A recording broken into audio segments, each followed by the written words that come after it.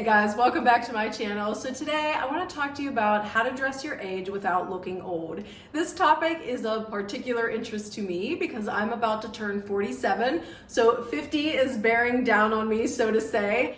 And I never want to feel old. I would never want to look old. I always want to feel confident in what I'm wearing. So today we're going to go over 5 simple ways that you can dress your age without looking old. These are some of the most common style and fashion mistakes we as women make as we age. You can absolutely wear a trend regardless of what age you are. Let's take something like the Western trend or even animal print. You might look at an image and think, well, I can't wear that because that girl is head to toe in Western gear. She's got the cowboy hat and a Western shirt that has fringe. Or maybe she's wearing cowboy boots and a mini skirt, or she's head to toe in animal print. Look at that trend and pick out maybe 1 or 2 aspects that you can incorporate into an outfit. Maybe you don't want to wear leopard print pants, but you could certainly wear a leopard print ballet flat. It would look absolutely gorgeous. It's also going to look timeless, elegant, super sophisticated. Same idea with that Western theme trend.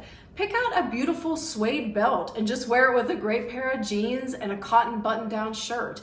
You could wear a pair of Western themed booties with your outfit. We're just like taking a toe dip into a trend instead of going all out head to toe trend. That's when it can start to just feel and look a little juvenile. And again, we just want to look timeless, classic, and always erring towards sophistication. Speaking of which, keep your outfits and your wardrobe sophisticated, not stale. This kind of ties into what we just talked about with trends, but think about it this way.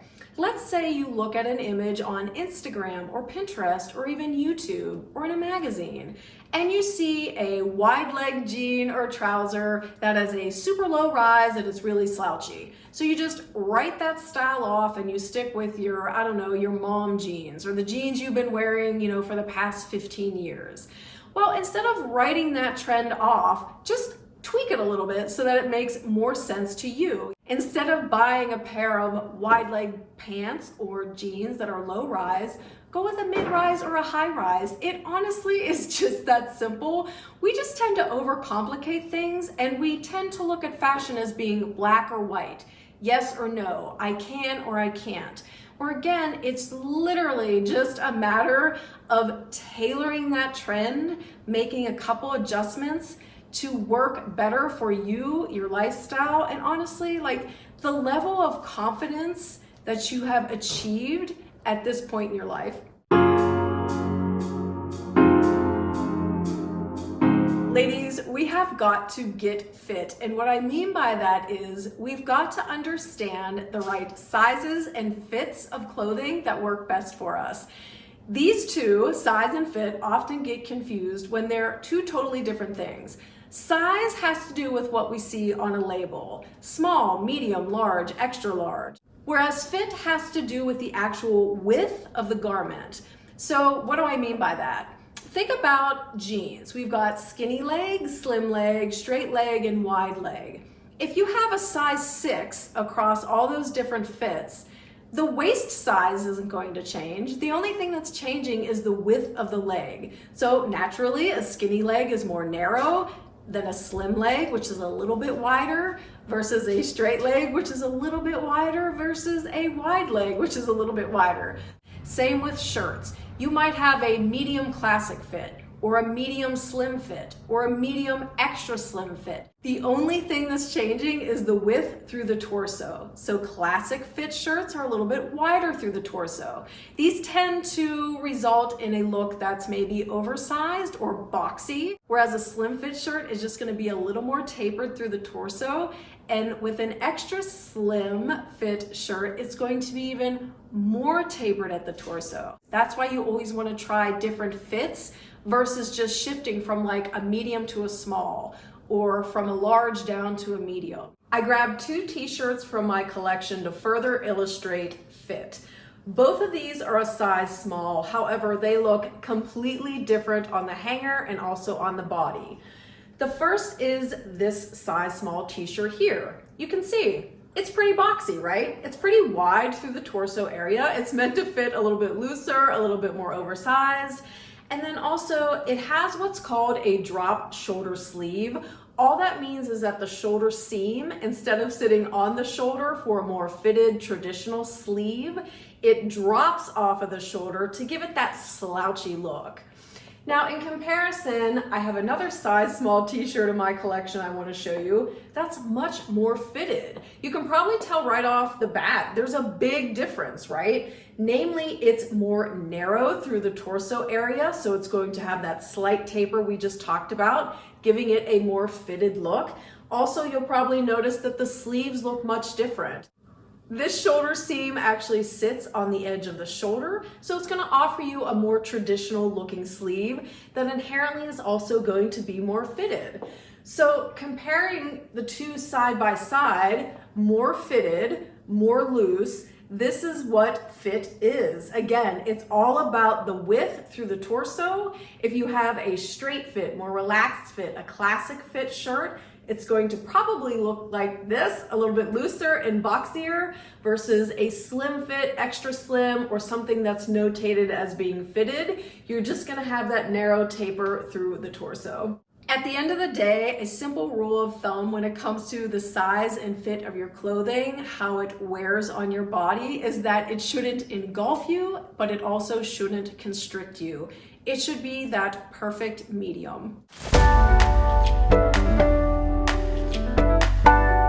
Number 4, absolutely be materialistic. What do I mean by this? I mean, pay attention to the material of the clothing.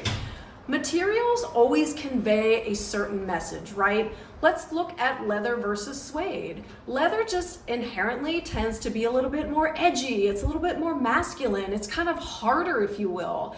Suede is just softer. It's a little more understated. It's more quiet luxury. So let's say for fall and winter, you're looking at a suede or a leather jacket and you can't decide which one will work for you. Well, think about it. Obviously, the message that you're going to convey and the style aesthetic of a biker moto jacket that's black leather is going to be totally different from, let's say, a suede jacket that has just more of a quieter aesthetic. There's no hardware on it. It just has a zipper. You know, there aren't belts on it and all these things. Once you start really paying attention to the material and thinking about, does this material match my style aesthetic? Does it match me as a person? If we took a very shy, just naturally introverted, quiet person and put them in, let's say, a black leather blazer, that person would probably feel very uncomfortable in that piece of clothing because it doesn't match their aesthetic.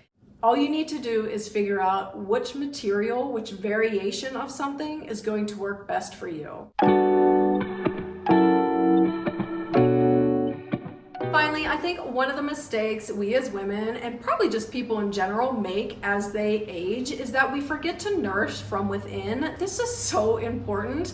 Believe me, I love the idea of my morning and evening routines when it comes to moisturizers and serums and lotions. I love babying my skin. I love taking care of myself because I want to look and feel my best at all times. But I'm a firm believer that if I'm not nourishing from within, those topical treatments can only do so much. I started taking various forms of collagen about 2 years ago. I started off with a powder that you'd mix into a drink and it was terrible. I went through so many different types and I just could not stomach the taste. So I switched to capsules. I did my research because, again, I'm very concerned with what I'm putting in my body. I want to make sure it is like the platinum standard. So for me personally, that meant turning towards ancestral supplements. I love this brand. This living collagen supplement is derived from grass-fed bovine, specifically from the trachea and also the scapula. These are cows that are pasture raised in Australia and also New Zealand. These capsules are hormone, pesticide, and GMO free, which again, very, very important to me. There's also absolutely no fillers, no flow agents. Collagen is what you have and collagen is what you get. For me, collagen is super important because I love what it does to my skin. My skin just reacts really, really well to this supplement. It stays plump, it stays soft. It just gives me this glow. I'm just at a point in life where I'm willing to invest heavily in certain areas because, as I said, I just want the best of the best, top-notch quality, and for me it has definitely been these capsules. The other capsule I started taking, also from Ancestral Supplements, is their grass-fed placenta. Again, this is placenta derived from bovine. I'm taking this specifically to help alleviate some symptoms I'm having with menopause. Thus far, I've skated through pretty easy. It's actually been a joy for me to be in menopause. But at nighttime, I definitely struggle sometimes with night sweats, hot flashes, and also sleeplessness in general. So based on the research I did, a placenta supplement was a great holistic option. More natural supplements are what I personally lean into versus something that's more synthetic or prescribed. So I'm just excited to see specifically how this supplement may help alleviate those menopausal symptoms I just talked about. In closing, I just want to remind you that age is just a number. There is no reason why you should ever feel old or think that you look old just because you're a specific number. To me, at the end of the day, what's most important as I age is that I always look and feel my best. And to me, these are 5 simple ways that are helping me achieve that goal, and I hope they serve that same purpose for you. But in any event, thank you guys so much for spending your time with me today. I hope you're having a good one, and I'll see you in the next video. Bye.